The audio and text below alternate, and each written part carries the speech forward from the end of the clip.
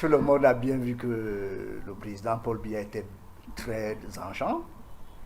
Et il y a d'ailleurs un diplomate étranger que je connais qui m'a dit, mais votre président, il est en forme. Contrairement à ce que les gens racontent dans les journaux, dans les réseaux sociaux, il est en jambes et il a cet esprit qui est extrêmement vif et vivace. À chaque personne qu'il rencontre, il dit toujours un petit mot. Et le diplomate m'a dit, mais non, mais ce monsieur-là, il est terriblement en forme.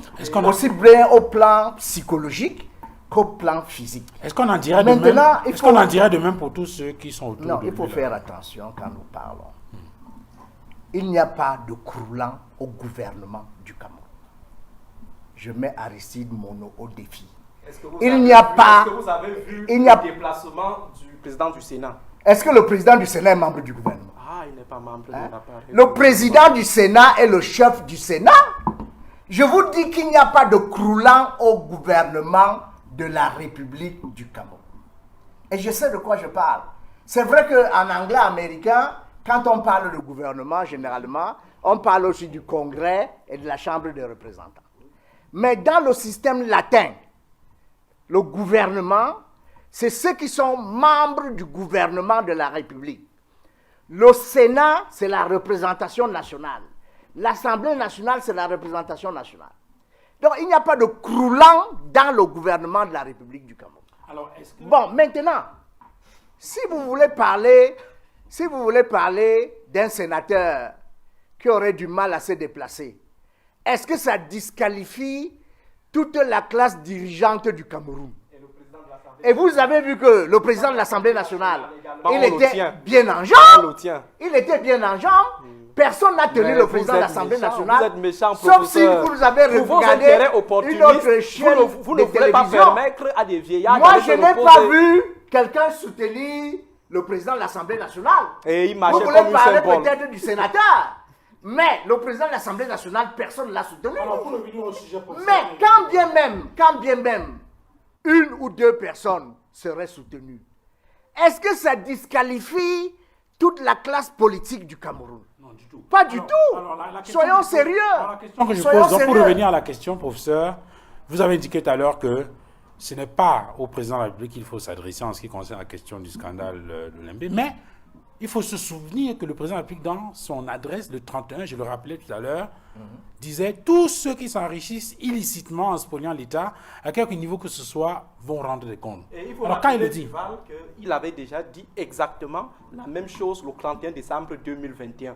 365 jours après, il revient pour faire du réchauffé et entre-temps, il ne produit aucun bilan sur la parole déjà prononcée le 31 décembre 2021. N'est-ce pas que l'opération Épervier suit son cours? Est-ce que vous pouvez nous donner le résultat de 2022? Est-ce que vous n'avez pas suivi les informations récemment? Il y a d'anciens membres du gouvernement qui ont été condamnés à des peines d'emprisonnement fermes. Vous êtes au courant? Voilà, donc vous ne pouvez pas dire que... Vous ne pouvez pas dire que... Donc il nous a annoncé en fait la condamnation de ceux qui sont déjà en prison depuis 12 ans. Non, et d'autres condamnations à venir. Et d'autres condamnations à venir. Alors vous nous rejoignez donc si on non, vous ne pouvez pas... Donc, le président de la République, lui, il balise... Est-ce qu'il va enfin sévir? Ce n'est pas à lui de sévir. Mais quand il dit qu'il va rendre compte... Mais Duval, est-ce que ça c'est le rôle du président de la République? Mais à quoi le président de la République donne des grandes directives. Il balise le terrain, n'est-ce pas? Il exprime ses opinions sur la marche de la République. Mais quand il dit donc que tous ceux qui s'enrichissent la séparation des pouvoirs au Cameroun est bel et bien réelle.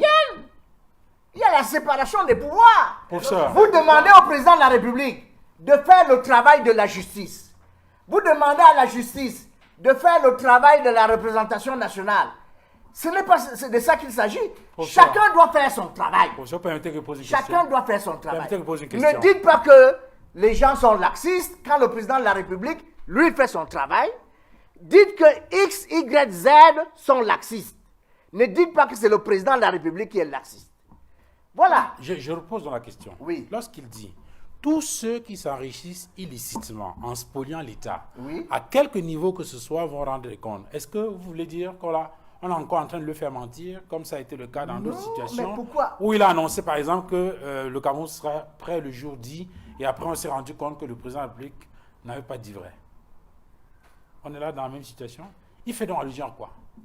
Mais il fait allusion à la marche de la République. Et il dit très bien et de manière explicite que les détournements des deniers publics, les malversations financières ne seront pas tolérés par les personnalités et les structures en charge de ces questions-là. Le président de la République n'ira pas interpeller un gestionnaire de budget. Ce n'est pas le rôle du président de la République. Hein?